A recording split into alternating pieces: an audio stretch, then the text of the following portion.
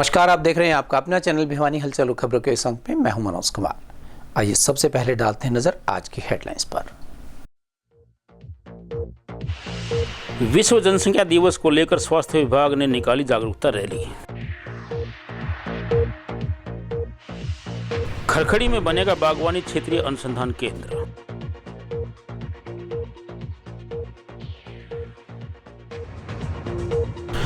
चांग गांव के लोगों ने जोहड़ की सफाई की उपायुक्त से की मांग।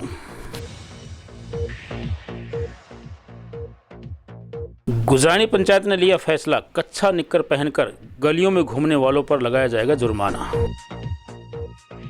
सीएम फ्लाइंग व स्वास्थ्य विभाग की टीम ने सामान्य अस्पताल में की छापेमारी। और अब खबरें विस्तार से।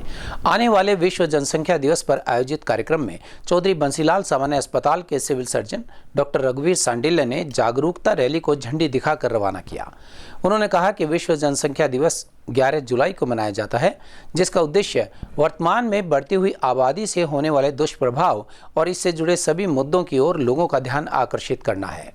एएनएम, जीएनएम, एमपीएसडब्ल्यू के छात्र छात्राओं द्वारा रैली निकालकर लोगों को जागरूक किया गया।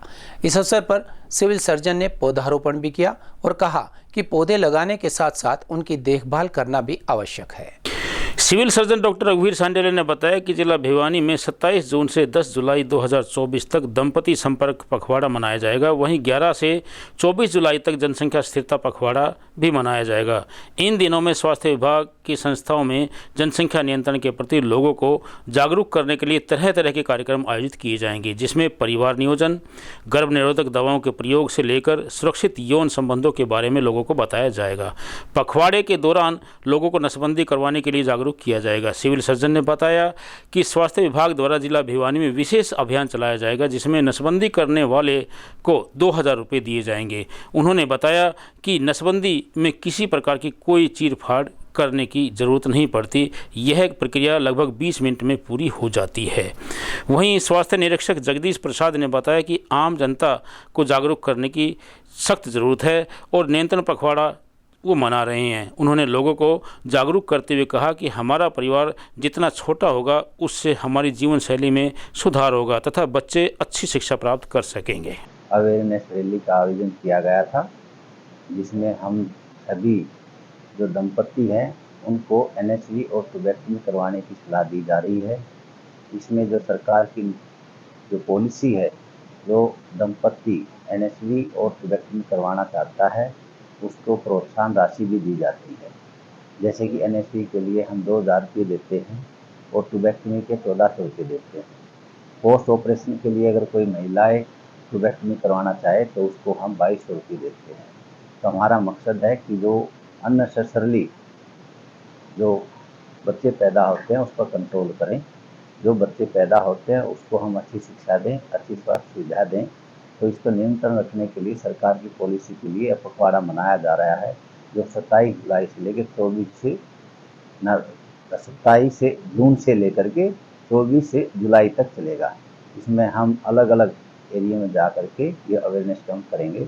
इसमें जो हमारा कैंप बनाया जाता है वो हम हर दिन ट्यूबेक्टमी और वैसेक्टमी का सिविल हॉस्पिटल में इसका कैंप लगता है। कोई भी आकर के इसका ऑपरेशन की सुविधा ले सकता है। गांव खरकड़ी में 120 एकड़ क्षेत्र में महाराणा प्रताप उद्यान विश्वविद्यालय द्वारा अनुसंधान और प्रसार केंद्र बनाया जा रहा है। इस केंद्र की 4 दीवारी का कार्य पूरा हो चुका है। प्रदेश सरकार ने क्षेत्रीय अनुसंधान केंद्र खरकड़ी के लिए 9.47 करोड़ रुपए की राशि मंजूर की है।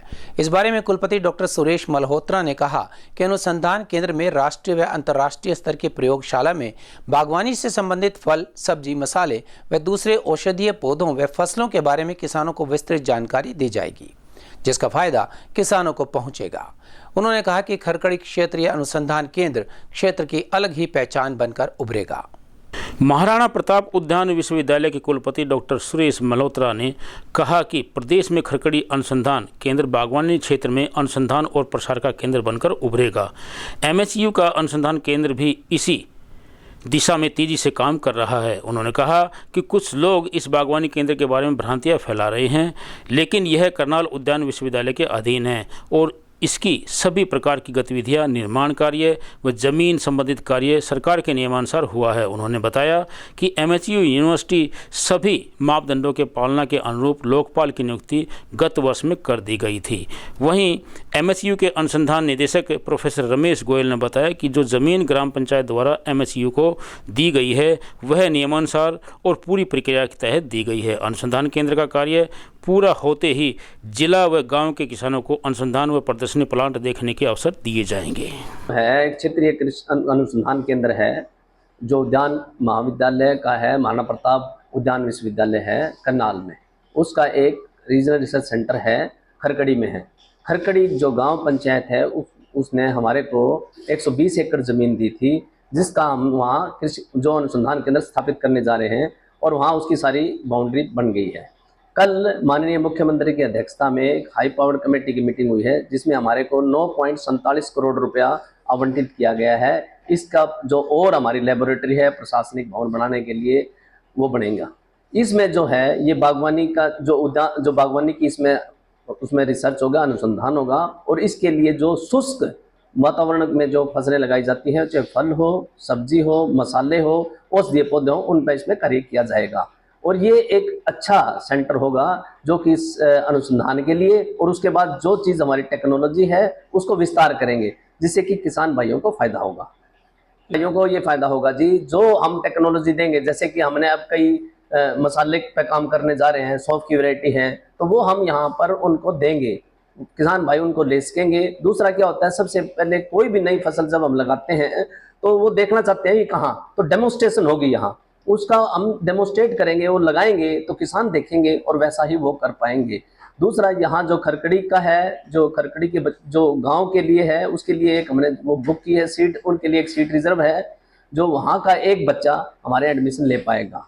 और दूसरा क्या है, जब आने वाले टाइम में जैसे ही हम इसकी पौध तैयार करने लग जाएंगे फल वाले पौधों की, तो फल वाले पौधों के पौध के लिए इनको दूर जाना नहीं पड़ेगा। जैसे अब जो ये जाते हैं तो या तो वहाँ जाते हैं, पंजाब में जाते हैं, या हिसार जाते हैं, या फिर इनको लाडवा जाना पड़ता है, तो उन पौधों की भी पौध यहाँ मिल पाएगी।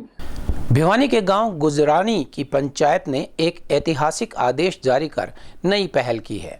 पंचायत के आदेशानुसार कोई भी युवा गांव में निक्कर या कच्छा पहनकर घर से बाहर निकलकर सरेआम नहीं घूम सकेगा।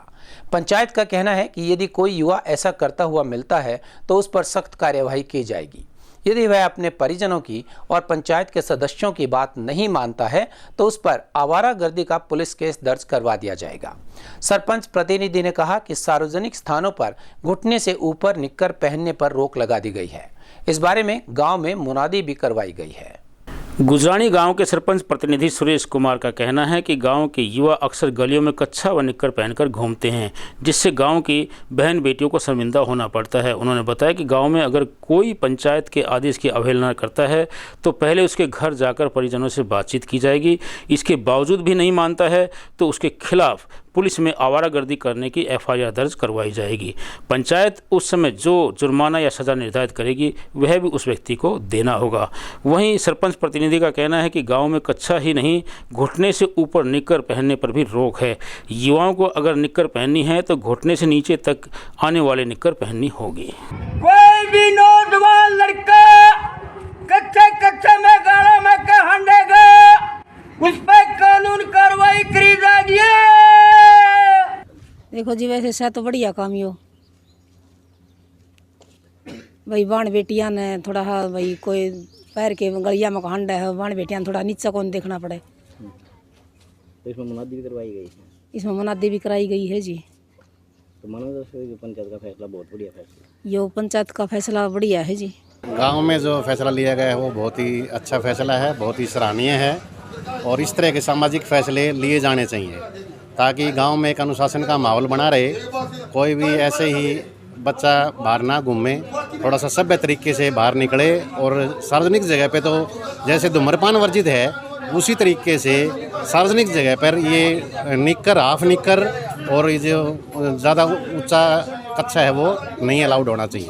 अनसुनी करता है तो सबसे पहले गांव के लोग, गांव के मेंबर और सरपंच उनको पहले समझाते हैं, फिर उसके घर पे जाके उसके परिवार को कहते हैं कि आप अपने बच्चे को समझाओ अगर फिर भी नहीं मानता है तो फिर कुछ ना कुछ गांव की तरफ से कोई ना कोई सख्त निर्णय लिया जाएगा।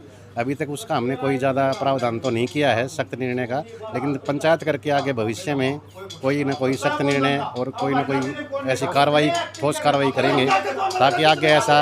ये फैसला लिया जी सरपंच साहब ने, बहुत बढ़िया फैसला लिया है ये।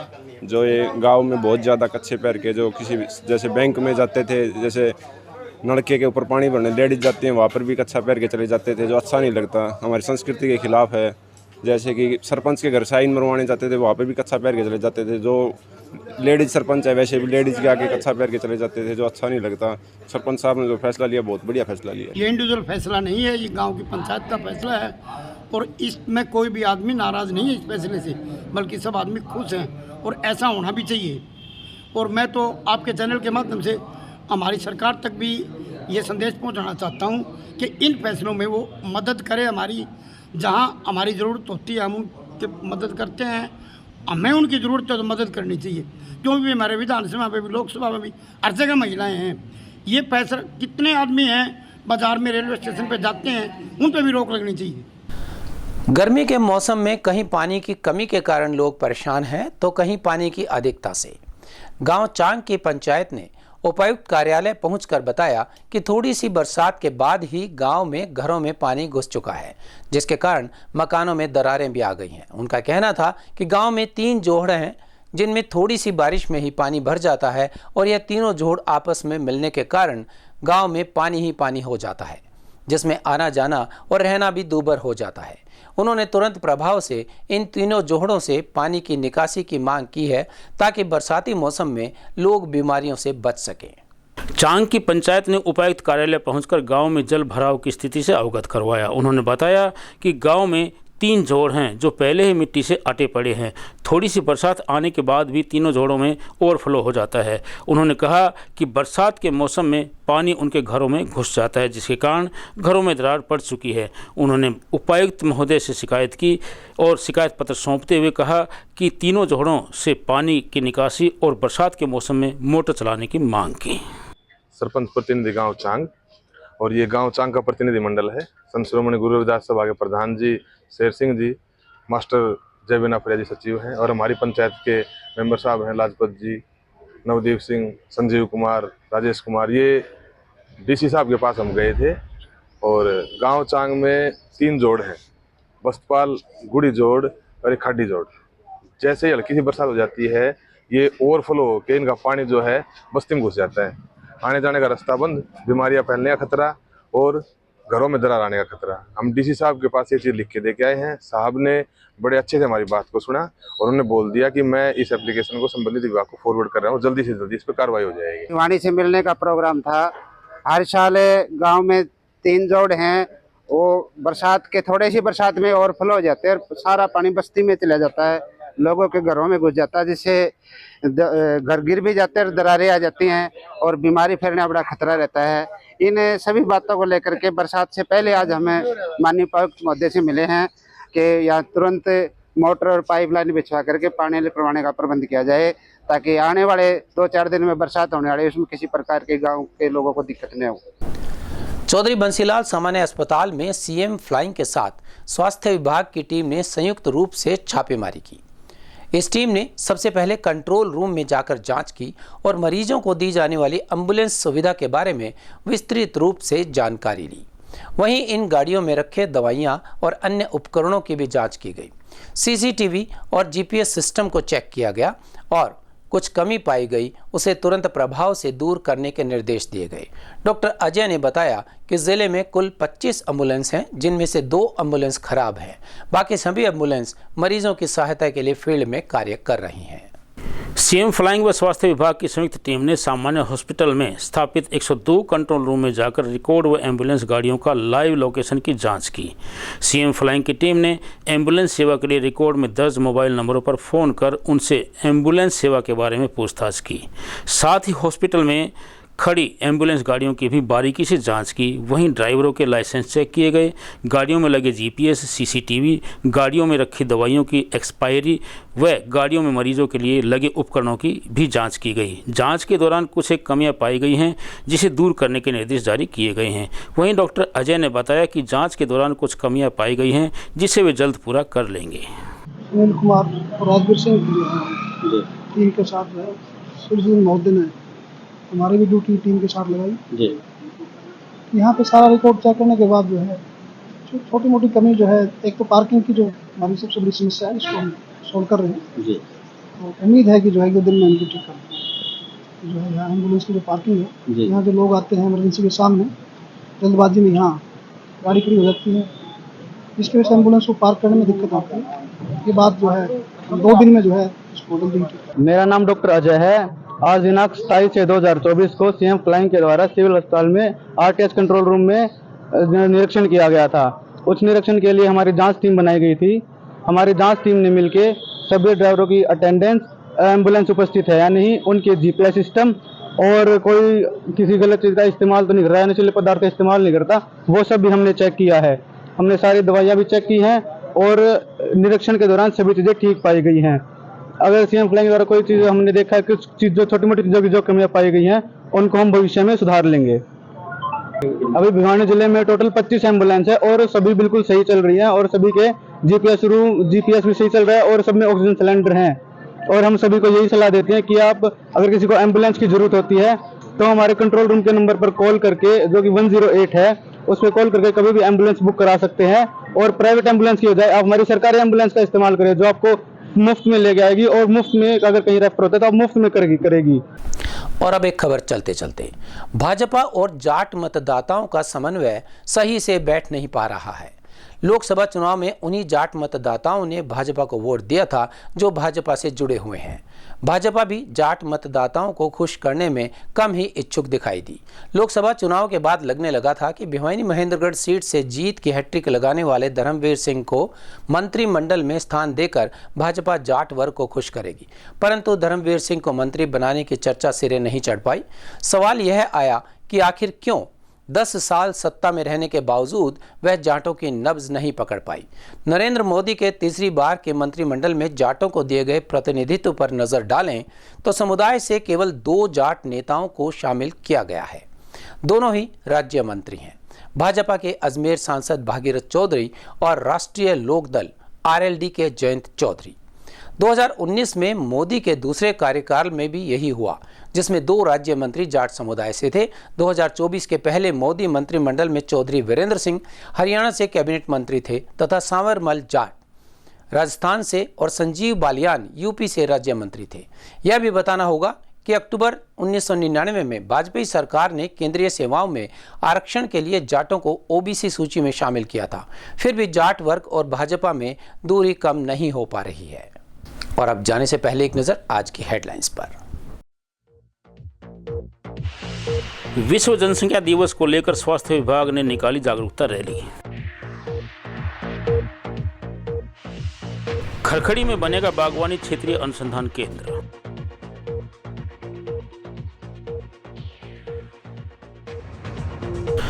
चांग गांव के लोगों ने जोहड़ की सफाई की उपायुक्त से की मांग। गुजरानी पंचायत ने लिया फैसला, कच्छा निक्कर पहनकर गलियों में घूमने वालों पर लगाया जाएगा जुर्माना। सीएम फ्लाइंग व स्वास्थ्य विभाग की टीम ने सामान्य अस्पताल में की छापेमारी। हमारे इस अंक में बस इतना ही। अगले अंक के लिए देखते रहिएगा आपका अपना चैनल भिवानी हलचल।